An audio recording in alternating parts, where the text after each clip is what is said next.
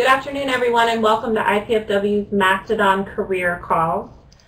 Today's topic is LinkedIn, and we want to take a moment to thank our sponsor, Quincy Recycle. You can find information about Quincy Recycle on the Career Services website. They are currently hiring for sales positions. And I also want to thank the Office for Diversity and Multicultural Affairs. They are also sponsoring this website or webinar. Today's speaker is Anthony Giuliano. He is currently the Vice President of Marketing and Social Media Strategy at Asher Agency. He's an IPFW alum. He has a Master's in English and an MBA from Indiana Tech, and presents on LinkedIn at various national and international conferences. So we are very lucky to have him here today, and I'm going to go ahead and turn it over to Anthony. Thanks, Ashley. Good afternoon, everyone, and thanks for joining the webinar this afternoon. As we go through this session, I encourage you to ask questions. Please post those to the chat module, and I'll do my best to answer those as they come up. If you're having any issues seeing me or hearing me, please also drop a note in the chat module, and we will get that resolved as quickly as we can. Well, today we're going to talk about a tool that you are likely familiar with, but I'm guessing may not be using or spending a lot of time on, and that is LinkedIn.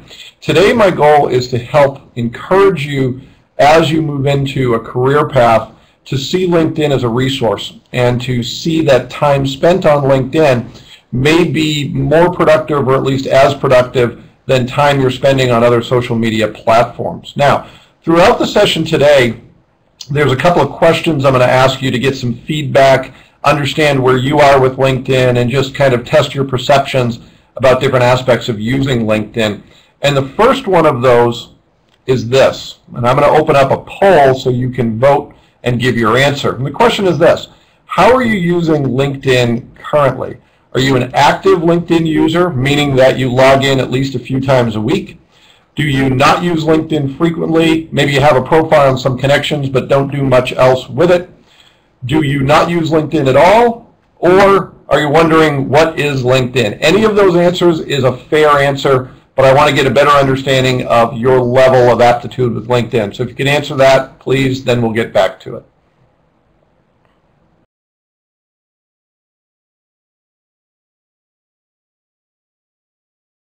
All right, great. It looks like there's no one in the audience who does not know what LinkedIn is. Most of you use it to some extent, but not frequently. A couple of you are active LinkedIn users. Well, today's session is going to apply to you regardless of where you are on that continuum. That certainly some of the things we're going to talk about are fairly basic, but we're also going to talk about some more advanced strategies for those of you who are using LinkedIn effectively and want to make better use of it in your job search or as you get settled into a career path. So let's begin with an important fundamental question. Why should you care about LinkedIn at all? Why does LinkedIn matter to you from a career search standpoint and as you move forward in your career? Well, it's my belief that for any of us, our greatest asset as professionals is the relationships we build. That more than any pure skill you can have, what's going to set you apart as you search for jobs and as you continue on in your career is the quality of the relationships you build. You've probably heard this before. You've probably heard things like, the old phrase, it's not what you know, it's who you know. Well, I think that phrase is a little bit flawed, because it tends to de-emphasize the importance of what you know. However, if you have skills, knowledge, and talent, and you can't connect that to other people, that's really not worth much. So the difference maker for you in your job search and in your career is going to be being connected to the right people. I can tell you just as an example that the job I have today was never advertised. It was a job that I found through relationships, and a lot of the opportunities that I found later on in my career were the same way. Now, there's a couple other perspectives to this point that I want to share that I think are important for today's conversation.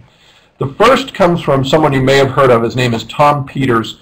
He's a well-known management guru, and he says that the most important personal core competence someone can have is a rich set of relationships. So what Tom Peters is saying here is that more than pure skill in a particular field, what's going to set you apart is the quality of the relationships you build. And then another perspective, this one from Reid Hoffman, the founder of LinkedIn. He says this. He says, the good relationships and alliances you create define your mutual ability to be effective. Now that's a little bit of a mouthful, so let me translate what he's saying. Reid Hoffman's saying that just as we individually are dependent upon other people for our success, those people are dependent upon us too. And what really matters is our ability to be resources to one another. And this was the premise upon which LinkedIn was built. When Reid Hoffman started LinkedIn 10 years ago in 2003, he was looking for a way to leverage the power of social media, the same thing we experience on Facebook or on Twitter or elsewhere, and put that to use for our professional lives. And he created a network very specific to our professional lives, designed to leverage those interconnections and those relationships. Now, when I tell people this, one of the questions I get asked very often is, there's people who say, I understand the value of relationships, I get that, but why wouldn't I use Facebook for that as opposed to LinkedIn? And what drives that thinking is numbers like this. If you look at the population on Facebook, it is without question the heavyweight champion of the social media world, so to speak. Billion members plus on Facebook. LinkedIn seems comparatively small at about 230 million members. The key thing, however, isn't necessarily the number of people using either platform.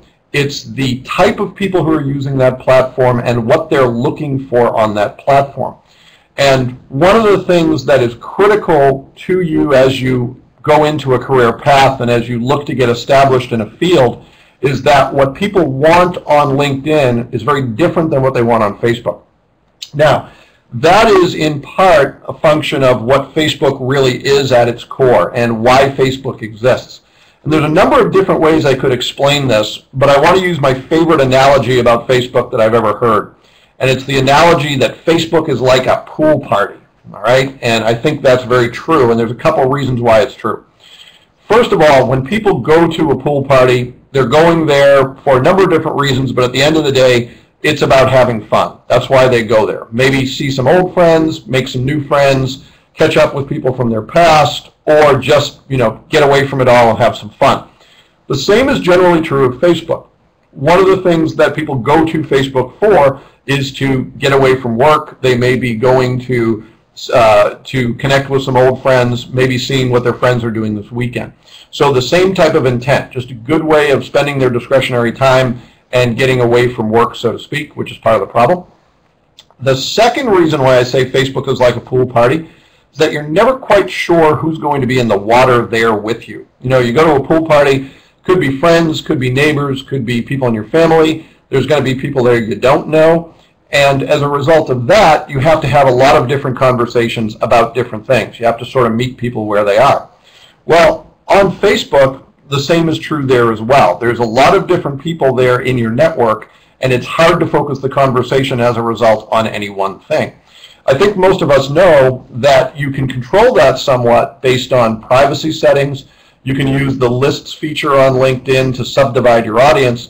But the fact of the matter is, most of us don't do that on Facebook. We're sort of sharing everything with everyone we're connected to on Facebook, and it becomes hard then to focus the message on any one thing.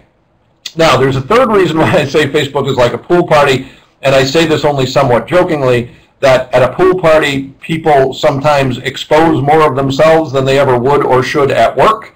And if you've ever seen any of your friends' Facebook photo albums, you know that that's true there as well. So Facebook has some limitations when it comes to helping you as a professional.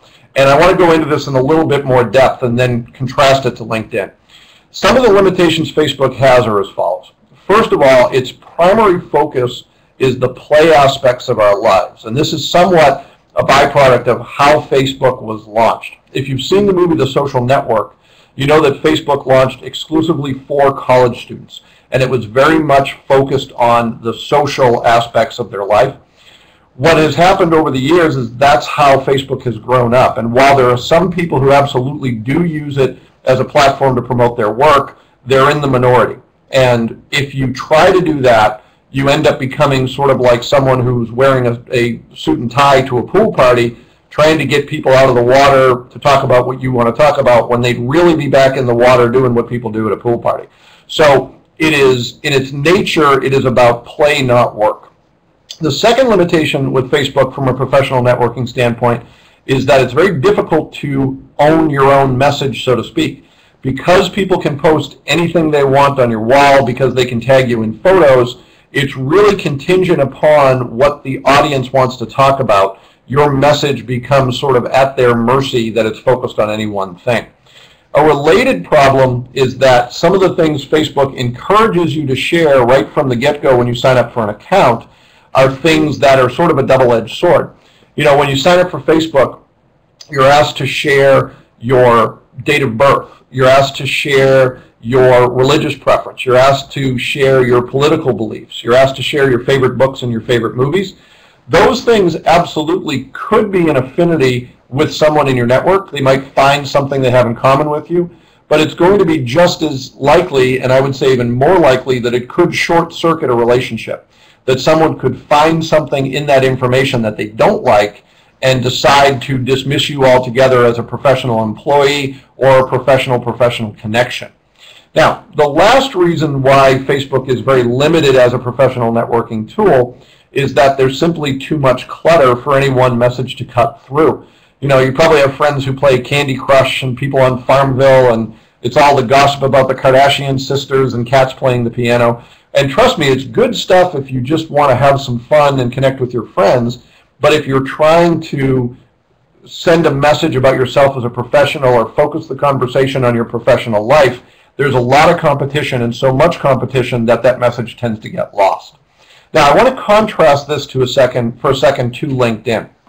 If you consider how LinkedIn was launched, well, it was launched as a platform exclusively for working adults, for professionals, and that's what's in its DNA, and so it has remained.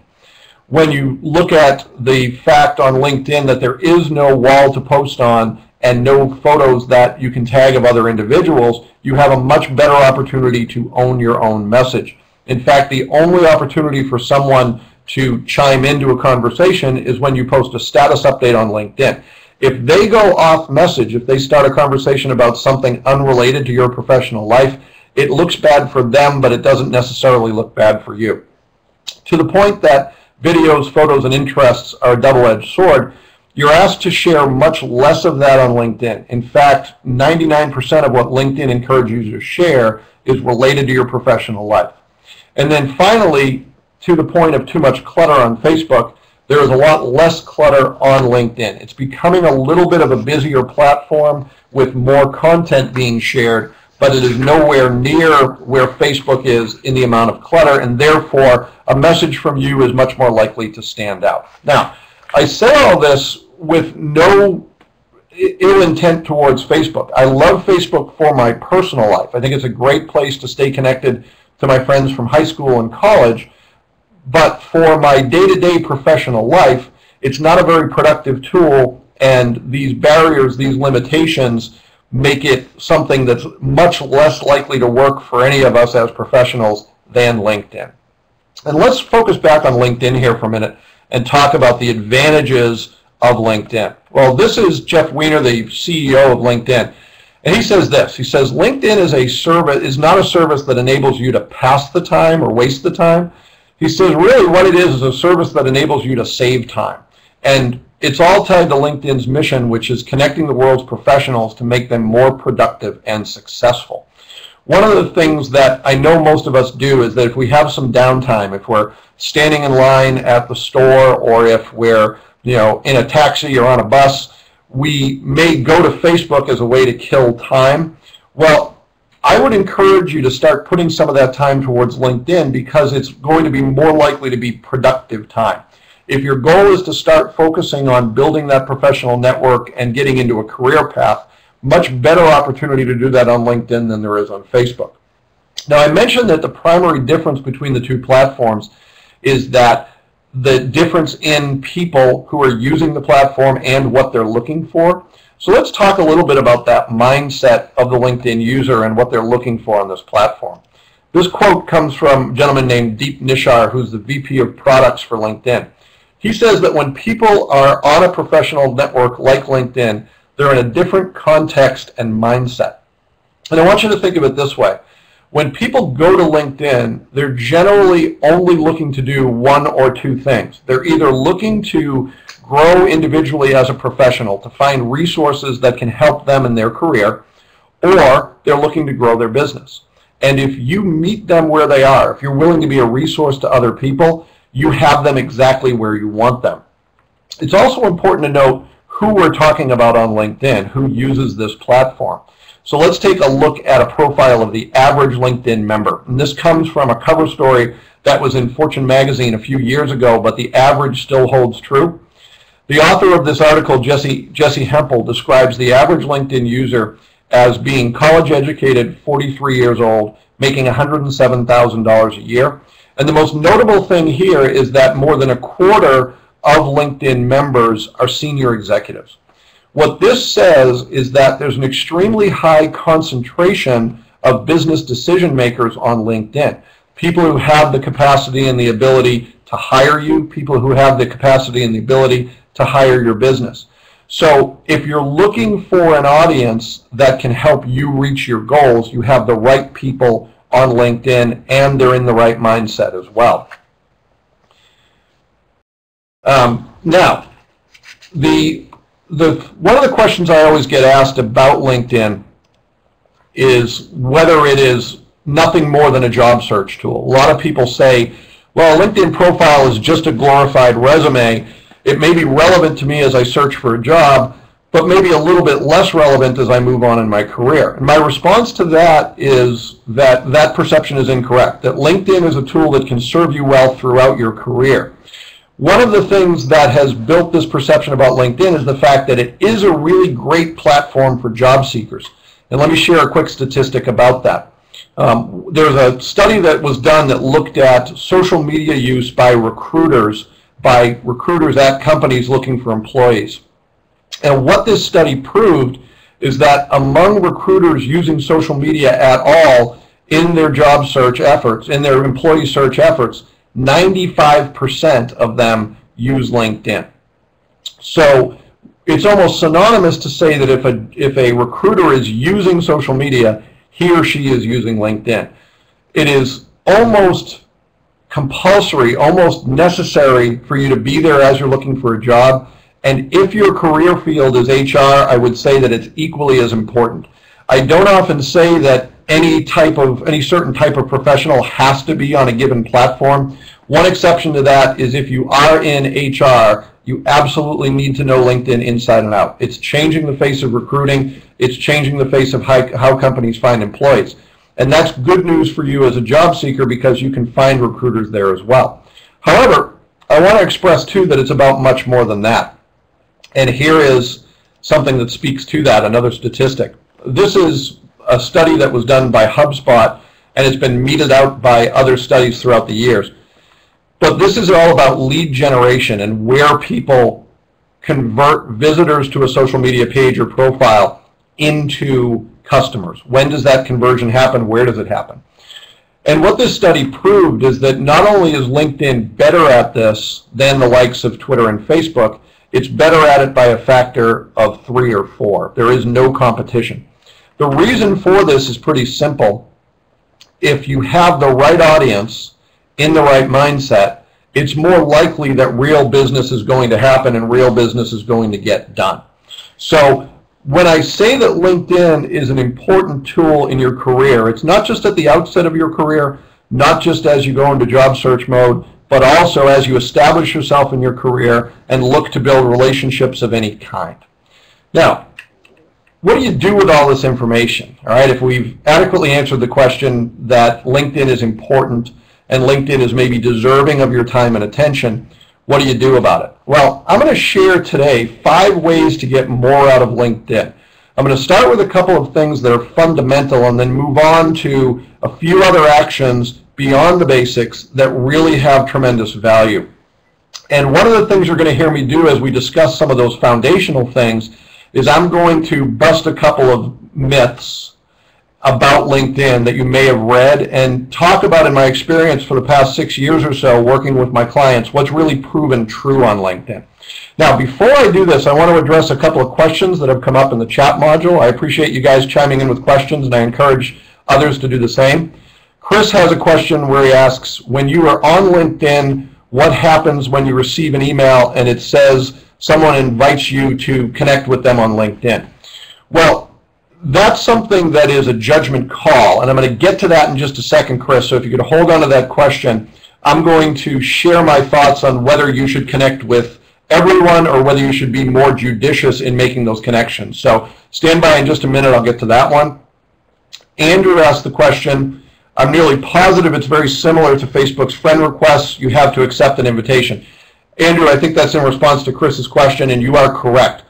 On LinkedIn, connections are made in a mutual way. In other words, when someone is connected with you, someone has initiated that, and the other person has accepted the connection request. If you're on Twitter, you know that people can follow you, and you don't necessarily have to follow back. On LinkedIn, it has to be a mutual agreement to connect. Whether you do that or not is up to you, and again, a judgment call, and I'll speak to that in just a minute. So again, if you have questions, chime in, and thanks, Chris, for the question, and Andrew for chiming in with your response. Now, let's talk about the two things that I think are most important up front, the two things that you should get right first on LinkedIn. The first one of these is completing your profile. The second one is getting connected. Now, the reason I put complete your profile first is that you want to make sure you're making a good impression before you invite people over to see you, so to speak. It's kind of like when you move into a new place, you want to make sure you have furniture on the floor and photos on the wall before you invite some friends over. So get the profile right and then get connected to people. So let's start with that first step, the profile. Now, I mentioned that a lot of the conventional wisdom out there about LinkedIn isn't all that wise and doesn't really hold up to scrutiny. One of the things you're going to hear me say today is that the profile, which gets a lot of attention in the LinkedIn universe, really only is part of the equation when it comes to telling your story as a professional. I would call the profile sort of a first step, a prerequisite, something that you want to get right, but then you want to move on to other things. So when we talk about getting it right, what does that mean? Well, one of the first things I want you to think about that's critically important, especially for younger people like yourself, is that your profile should tell a story that gives evidence to you having the capabilities to do the work you want to do. And here's a distinction I want to make. Too many times what I see on resumes and in LinkedIn profiles is people just listing a rehash of everything they've always done. And it's not necessarily in that way aligned with what they want to do moving forward. So I would encourage you to make your profile what I call future-facing, that it positions you well for the work you want to do, not necessarily just being a restatement of all the work you've always done. And I'll give you an example. There's a friend of mine who's been working for about 5 years, including some jobs she had when she was in college. And she's in a field called visual merchandising, where she's working with major retail brands on telling their story in the store as well as on the street in displays. And that's the work she wants to do. She wants to be a visual merchandising professional. Well, she asked me to take a look at her LinkedIn profile, and what I saw is that she listed 4 jobs, all of which had equal weight. 2 of those jobs were in event planning, and then the 2 most recent jobs were in visual merchandising. So my recommendation to her was to diminish somewhat the event management jobs and to beef up the 2 jobs that were about visual merchandising. What that allows for, it means that there's no gaps in your resume. It shows a consistent work history, but it also puts an emphasis on the thing you want to be known for. So make sure as you prepare your profile, you're packing everything into it that you can that is going to demonstrate you have capabilities for the work you want to do. People will go where you send them. Whatever story you tell is the one that they're going to hear. Now, a related facet of this is the end game with LinkedIn is to position yourself as a resource in a subject matter area. And I want to address one of the problems that a lot of times college students and recent graduates run into. You know, you're looking at job opportunities, and a lot of times you're told, okay, we need people with experience. And you're probably asking yourself, well, how do I get the experience if I can't first get a job that would give me the experience, because everyone wants experience? I'm sure you've run into that. Well, I would suggest that most of you have a good opportunity to start telling a story about the work you want to do if you focus on the right things. The hardest part of this sometimes is knowing what it is you want to be known for and known as. Knowing how you want to position yourself as a professional. But it's critically important that you take the time to focus on that. Because if you don't know the answer to that question, if you don't know what you want to be known for, then it's going to be very difficult for the audience to figure that out for you. So I would encourage you to first take that time to say, what is the story I want to tell, and then put together some evidence that helps you tell that story. We have another question here, and the question is this. What if I have lots of transferable skills and I'm open-minded about my future work? So this is someone, I think the question is, what if I don't necessarily have a specific story I want to tell, but I want to keep myself open to opportunities? That is absolutely fine, but make sure that you are telling a consistent story about the quality of the work you do. What I want to say is this, the more specific you can be in positioning yourself, the more you're going to stand out. Now, you will concede some of the audience for sure, but it's probably for jobs you don't want. If you can be specific about the job you want, then it is likely that people will focus on the thing you want them to focus on. There's a chance that if you're too vague in your profile, you may get attention from people you're really not interested in working with or working for. Now, I want to ask another question of all of you and sort of test your perception about something. When we talk about the profile on LinkedIn, there's an opportunity to add a lot of information. And one of the places you can do that is with the skills section on LinkedIn. That's where you're claiming specific skills that you have or believe you have on your LinkedIn profile. So I'm going to call up another poll here, and the poll asks this question. LinkedIn allows you to claim up to 50 skills on your profile. Do you think it's better to claim only the ones best aligned with your strengths, or claim all 50? Why wouldn't you if LinkedIn gives you that opportunity? So let's chime in with your thoughts, and we'll come back and see how where you all landed with this one.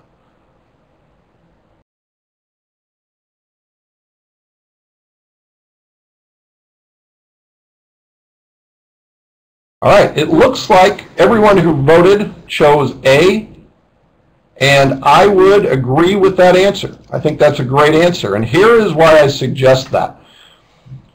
In today's communication environment, people just don't read as much as maybe we would like them to. People browse. And if you put 50 skills on your profile, that's a lot for people to digest.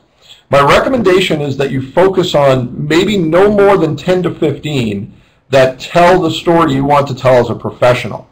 If you claim, for example, a skill in Microsoft Office, that may be something that's assumed by employers going into the relationship. But if you have a skill like marketing, or you have a skill like accounting, or you have a skill like management, you definitely want to highlight the things that are most important and higher priorities. If you don't, there's a chance the audience will focus on the wrong thing. So I'm glad to hear that all of you know that intuitively, and I encourage you to stick with that.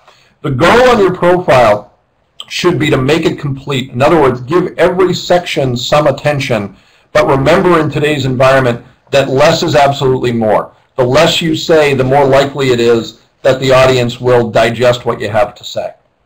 Now, there's one more thing I want to say about the profile, and that has to do with photos. If you don't have a photo on your LinkedIn profile, the first thing I'd encourage you to do coming out of this webinar is to add one. As a matter of fact, you may know this already, but next week, next Thursday, I believe, there's a job fair here at IPFW, and one of the opportunities for you is to get a good LinkedIn profile photo taken.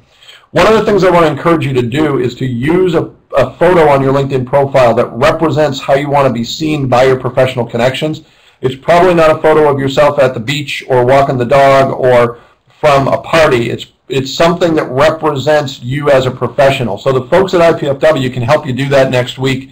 If you don't have an opportunity to be there, I would still highly encourage you to upload a photo, because it's been proven in different studies that profiles with a photo are 7 times more likely to be viewed. Now, Matt asks a question here. He says, is it absolutely necessary for the photo to be a picture of me dressed professionally? And Matt, what I would say is that you want to go with your best foot forward for sure, but that may be different for everyone depending on what field you're going into. For example, there was a student in a LinkedIn class that I taught, and he was in a field where he worked with people on golf courses. And for him, it was completely appropriate for him to show himself, his profile photo, on a golf course because it was aligned with how he wanted to be seen as a professional. I would say that's the exception, but certainly whatever face it is you want to put forward, whatever is appropriate for your professional path, do that, but always best foot forward. And more conservative tends to be better than more formal, especially as you're getting established in your career. Now, a couple other questions. Someone asks, how do you professionally add a photo to your resume? I would say that the world of resumes is changing, but it is still somewhat of a taboo to put a photo on a resume because of concerns about age discrimination or other factors where people may know things about you through your photo on a resume that they wouldn't otherwise know. And this is a place where LinkedIn profiles are a little different than resumes.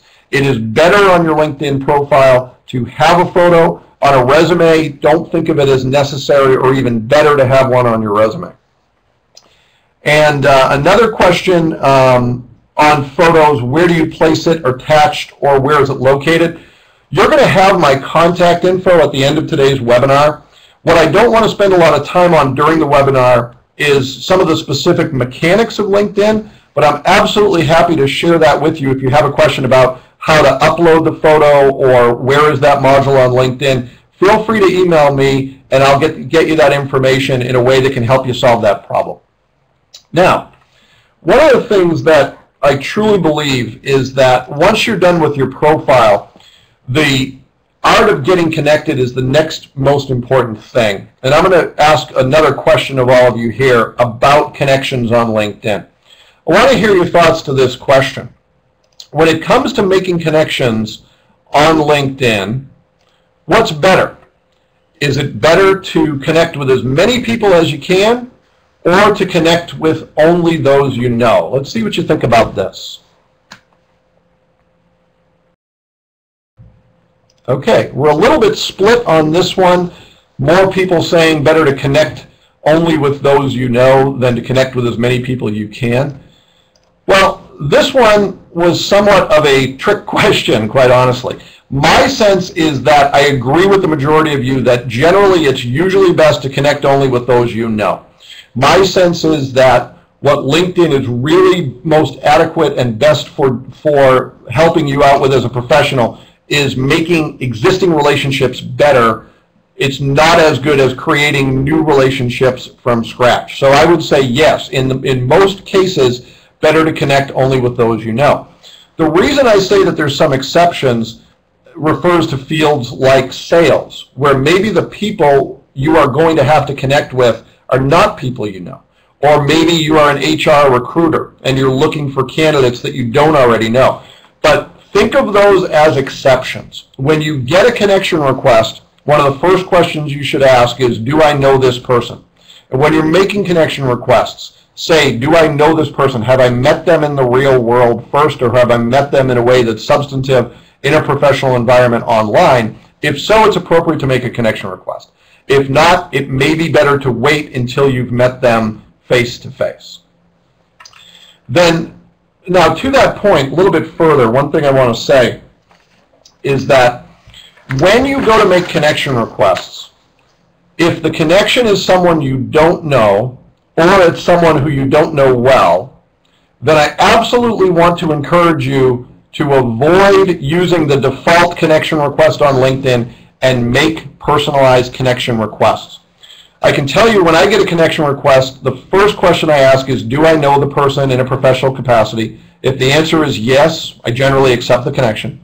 The next thing I look for, however, is whether or not the person has told me in the connection request why he or she wants to connect. Have they maybe reminded me where we met? Have they maybe given me a sense of how they could be a resource to me or me a resource to them?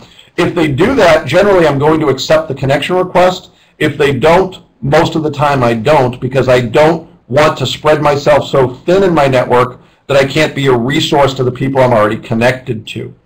So again, this is a judgment call, whether you decide to connect more expansively with more people or limit it to only those you know. What I will say is, in general, connecting with those you know is the better course of action, but one of the ways to build your network, if you want to be a little bit more expansive, is to send personalized connection requests where you explain why you're looking to make the connection. All right.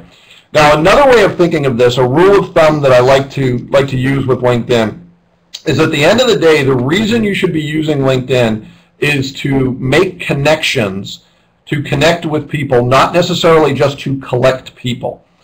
There is no prize when you get to 500 connections, no prize when you get to 1,000. So more connections are not necessarily better than fewer. It's more a matter of who you're connected to and what type of attention you can give them and what type of a resource you can be to them.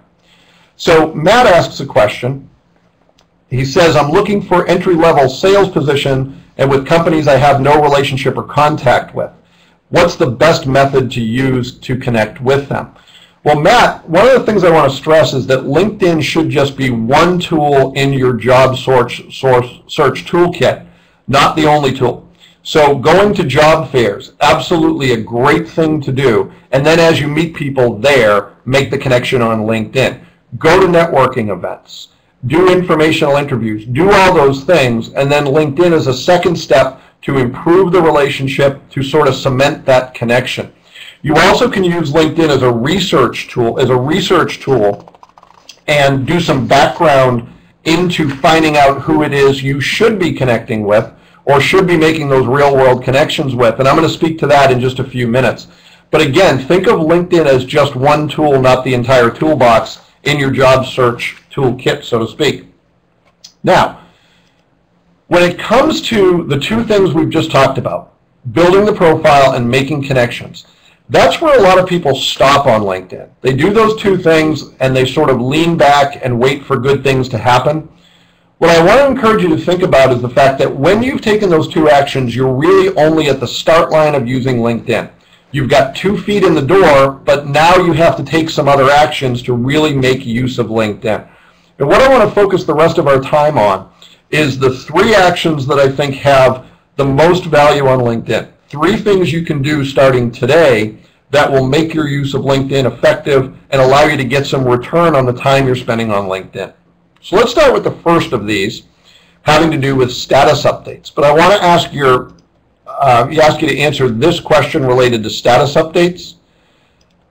I want to hear if you're using them currently, and if so, how often. Are you updating your status on LinkedIn often, at least once a week? Is it something you're only doing rarely, a few times? Or is it something you've never done? There's no right answer here, so just tell me where you are with LinkedIn status updates.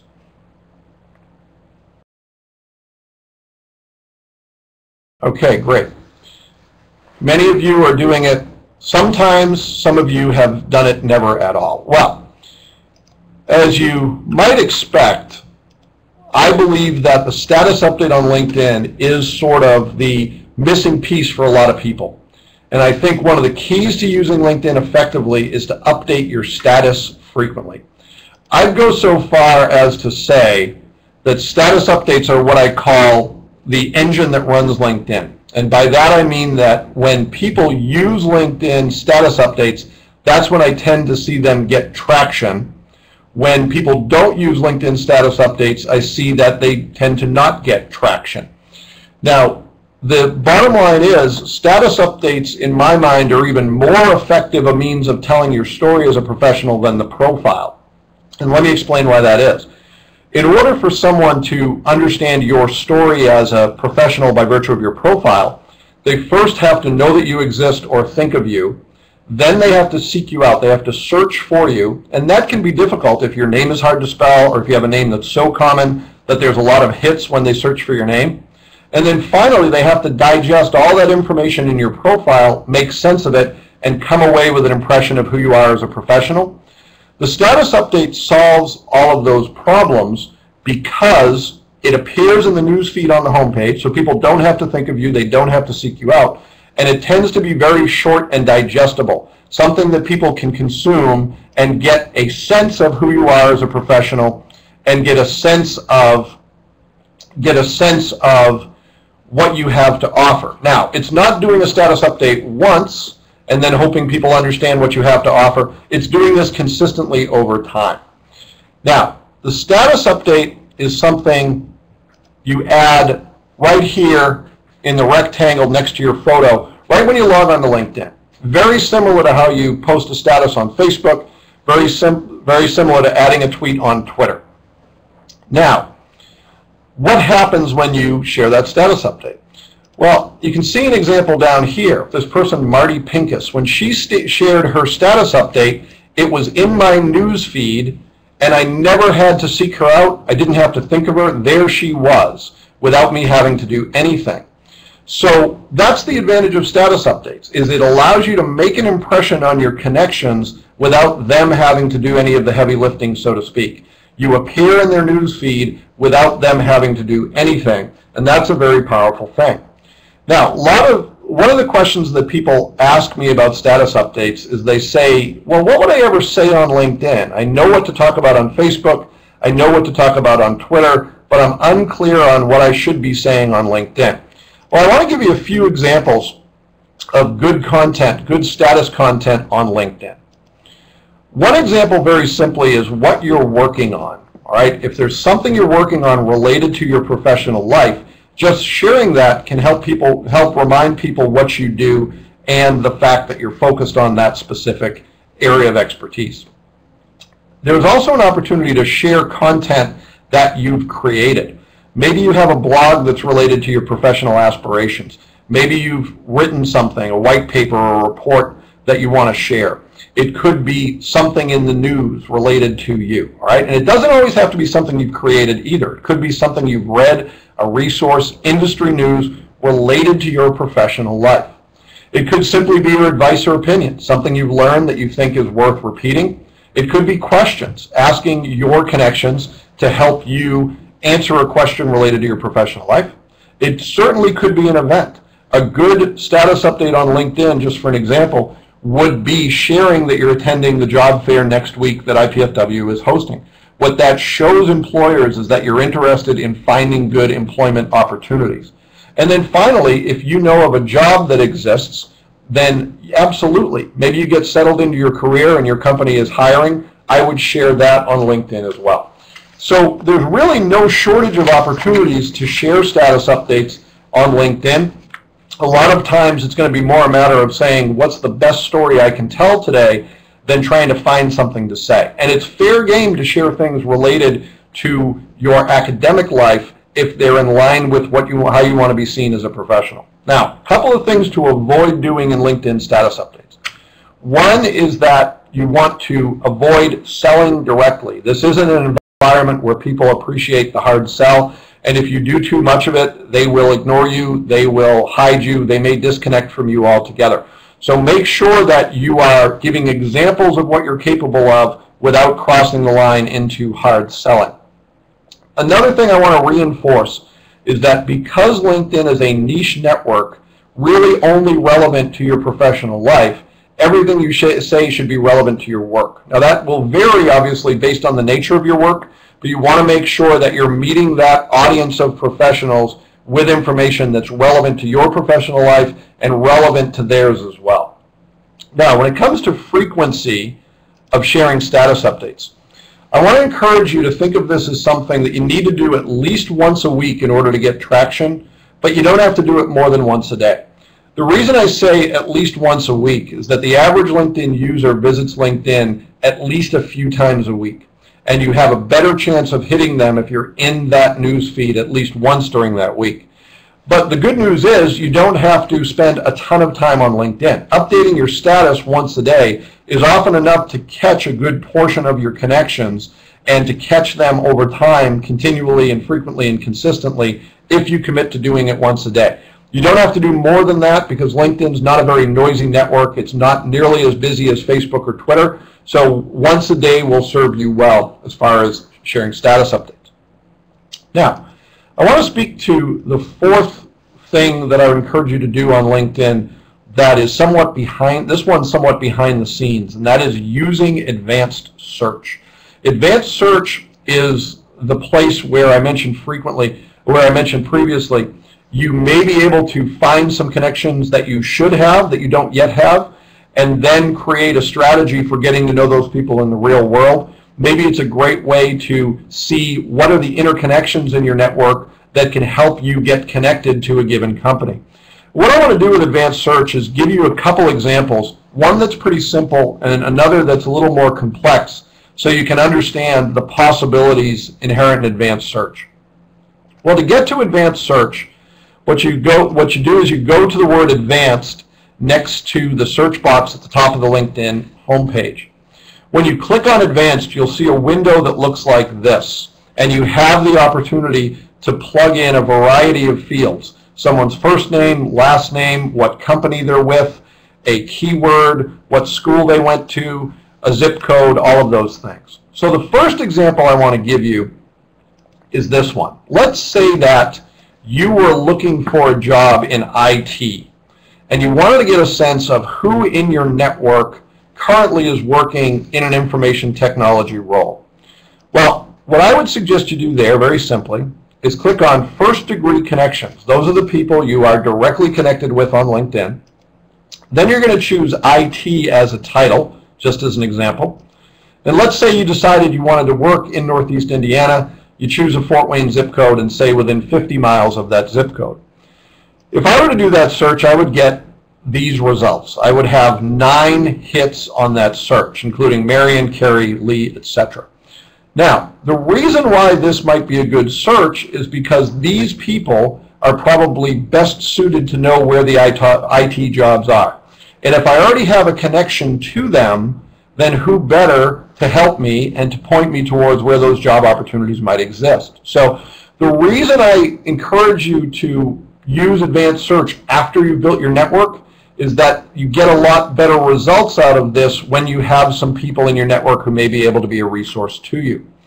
Now I want to show you a more complex example that really leverages the power of LinkedIn and allows you to understand who is it that may be 1 degree away from you that could be a good connection. All right, so in this case, let's say you still want to look in Northeast Indiana. You're going to type in a Fort Wayne zip code and say within 50 miles. And let's say the industry you're interested in this case is logistics and supply chain. That's an industry where you want to see if there's any opportunities for you. In this case, I'm going to say second degree connections. What I'm going to do is look not for those I'm directly connected to, but see who is connected to the people that I know, who's 1 degree removed from my connections. Now, if I did this search, I would get results that look like this. And this information on its face isn't immediately actionable because I don't know these people, but here's the genius in LinkedIn. What LinkedIn is going to tell me is how many shared connections I have with these individuals. All right, in this case, there's this person, Brian Carlson, who I don't know, with whom I have 7 shared connections. If I click on that, LinkedIn's going to tell me that Brian is connected to Tom, John, Craig, Eric, Gary, Chris, and Steve, who I am also connected to. Now, this information then becomes actionable because I can reach out to these folks who I know and say, what can you tell me about Brian that might help me? Or do you think Brian would be interested in what I have to offer? Or better yet, are you willing to make an introduction of me to Brian? This is all about leveraging the relationships that you've already built in order to start some new ones. Now, this goes back to a question that was asked earlier. There's a couple of takeaways from this.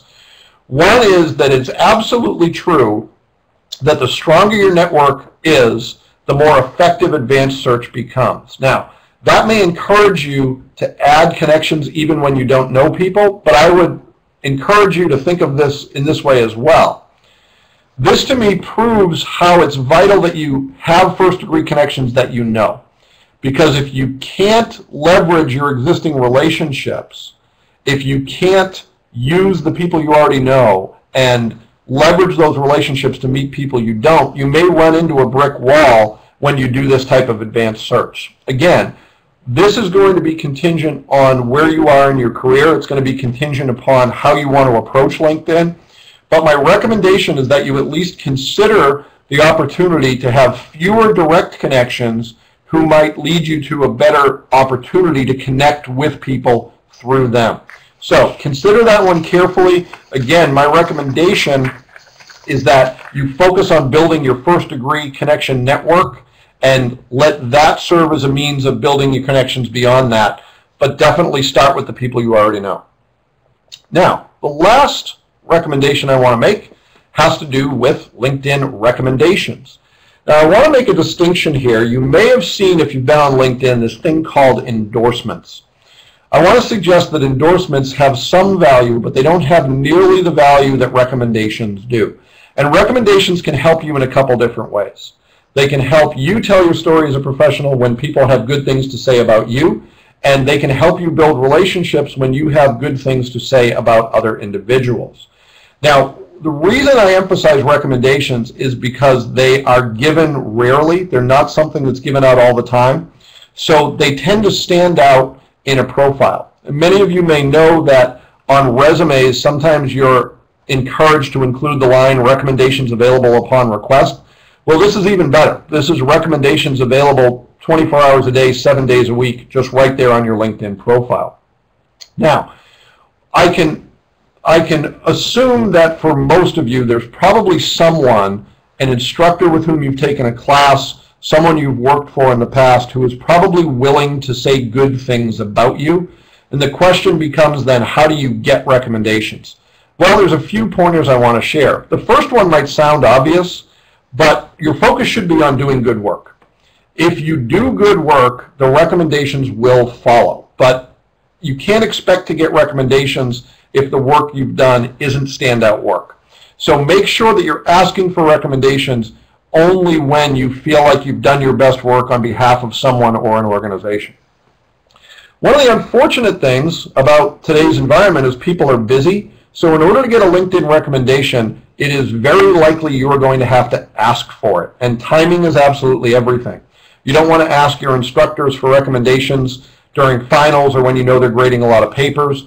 You don't want to ask an employer for a recommendation at a time when they may be in their busy season. So you want to really defer to the audience and say, when is a good time for me to ask them for a recommendation?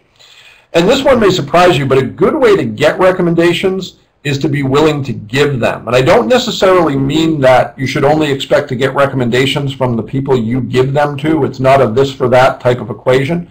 Instead, if you are seen as someone who is willing to acknowledge good work done by others, it's more likely that others are going to do the same for you. So think of it as sort of a pay it forward approach.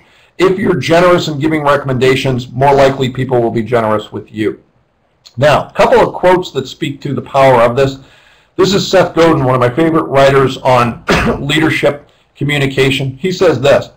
He says, if you're going to do this networking stuff at all, why not focus on what really matters, and that's helping people achieve their goals so that over time they'll do the same for you. This is really about helping others first, making yourself a resource so you have things in the credit column that will come back and help you over time. But it's about more than that. This is a quote from Chris Brogan, who's a writer and thinker on social media. And he says this. He says, the service you perform by recommending others you've done work with goes well in both directions. It says something about them for sure, but it also says something about you for taking the time to recommend them. I think most of us want to work with people who acknowledge good work. And by giving recommendations on LinkedIn, you are certainly presenting yourself as that type of professional. Now, with those 5 things in mind, those are just the start of what's possible on LinkedIn, but I think they're some of the highest value investments of your time on LinkedIn. I also want to share a few things as we sprint to the finish here that are specific to your needs if you are a student. Some things that are available on LinkedIn that are uniquely designed for you. Back about a month ago, LinkedIn introduced something new called University Pages. Now, these aren't available to every school quite yet, but they are rolling out, and soon IPFW will have a university page. What these pages allow you to do is to get a closer look at what that school's alumni are doing. I think Career Services has probably impressed upon you the opportunity for you to leverage some of those alumni relationships into career possibilities. What university pages on LinkedIn allow you to do is to get a little closer to those alumni, to see what alumni are doing for work, to see what their skills are, and to see who they are specifically. So that's a new addition that's coming to LinkedIn. You should look for IPFW's university page soon. Another page that I want to encourage you to visit is what's called the alumni page on LinkedIn. And I apologize, that link is hard to read, but it says linkedin.com/college/alumni. This is a byproduct of university pages where you get to see what a given school's alumni are doing for work, where they live, as well as some other factors. So another opportunity to leverage some of those alumni relationships, and this is available today to anyone who claims IPFW as a school on their LinkedIn profile. There's also a portal on LinkedIn, and this you can find at linkedin.com/studentjobs, and this is jobs for students and recent graduates that are advertised on LinkedIn. When a company takes out a job listing on LinkedIn, they have the opportunity to designate whether or not it's appropriate for recent graduates to apply for that job. What they're trying to do is promote the fact that certain jobs are appropriate and that resumes are welcome from recent graduates and college seniors. So you want to look for that opportunity as well. Another thing I want to encourage you to do, it can be hard as you're getting started on a career path to have much of substance to say on your LinkedIn profile. But LinkedIn's trying to change that with some new modules that speak specifically to the needs of students. For example, you can add courses that you've taken in college. You can add test scores. You can add certifications. You can even add volunteering and causes, things that you've given your time to when you were in school. I'd encourage you to do that because it shows you to be a well-rounded individual, and I'd especially encourage it if the volunteer efforts you've been part of are aligned with your career goals. This is just another way to provide some substance to your profile in a way that previously wasn't possible on LinkedIn. A couple other things I want to share. There is also now an opportunity for some jobs advertised on LinkedIn to do what's called Apply with LinkedIn, where really all you have to do is click your mouse and you're sending your profile as a means of applying for that job. So it makes the process a lot more efficient than it would be otherwise. And then finally, I want to encourage you to stay connected to IPFW even after you graduate. Stay connected to career services, attend things like the job fair, and look for the opportunity to connect with LinkedIn connect with IPFW through LinkedIn groups. One of the best resources you have is the college you attended. So on LinkedIn, and more importantly off LinkedIn, you want to continue to build those connections, continue to use the resources available to you, and continue to use your experience at LinkedIn to further your professional career and to help you get closer to your goals. So with that, I know I threw a lot of information at you, but I want to open it up to any other questions you have that haven't been addressed so far. There's a question about connections, and the question is this: if you only connect with those you know, then how are you making new connections? I want to say that, again, that's a judgment call. You can be more expansive in making connections, but I believe, and my experience has shown this to be true, that the best opportunity to make new connections is being a good steward of the relationships you already have.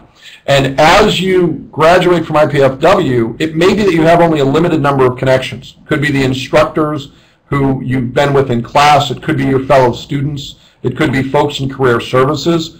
I would rather be connected to the right people than be connected to a lot of anyone, because the people with whom you have a relationship are going to be better resources to you. They're going to be more willing to help you get where you want to go. So again, if you want to be more expansive in making connections, that certainly is an option, but I would encourage you to focus your energy in reinvesting in relationships you've built over the past few years and making those relationships a little bit more substantive. That's going to be the best way for you to build new relationships, because those people, if you're a resource to them, will be willing to make introductions of you to some other folks.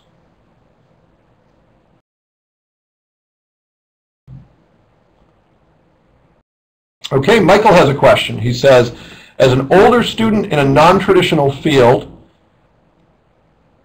an African American female, would you still suggest a photo, and what other advice would you give? I would say yes, that a photo is almost mandatory on LinkedIn, and here's why. When there's no photo on the profile, it generally signals to the audience one of three things. The person thinks either, well, that person didn't take the time to upload a photo, and that's not a good impression, or the person doesn't know how to upload a photo, and that doesn't send a good impression, or the person isn't willing to share who they are, and that's not a good impression. There's no real positive impression that outweighs any potential negative in sharing a photo on LinkedIn. Again, it's unique to the platform, but it makes it much more likely that your profile will be consumed, and much more likely that you will stand out on LinkedIn at all. You have to remember, the photo on LinkedIn is one of the things that follows you around wherever you go. Your name, your headline, and your photo will be attached to any action you take on LinkedIn. So not having it puts you at a disadvantage as far as those things being seen. I understand that it can reveal our age. It can reveal other things that we may not want to reveal, but not including one is a disadvantage in this environment. Matt asks a question. How do recruiters and HR use LinkedIn? How do they use it to find their prospective candidates? Matt, it's funny that you asked that. At the job fair next week, I'm giving a presentation to HR recruiters about using LinkedIn. And the challenge I'm going to have is that most of them are very adept at this. LinkedIn is really changing the face of recruiting source for HR professionals. And they're using it in a variety of different ways. At a very basic level, they are finding candidates through their connections. Who do their connections know that can source employees for them? They're also leveraging some paid solutions from LinkedIn, where LinkedIn is acting as a consultant to their business to help them get a better quality of candidate. I want to say, though, that the critical thing in everything I've said, and for HR recruiters or anyone using LinkedIn, is relationships. The recruiter is trying to lower his or her costs to recruit an employee, trying to do it as efficiently as possible, while also finding the best quality candidate. If they go through the people they already know, there's a good chance they're going to get a better result than if they ask the world at large to help them find a candidate. So HR folks are using this tool every day. They're using it in a way that is comprehensive, and being on there in your job search is vital if you want to meet recruiters where they are today. Okay, any other questions from the group?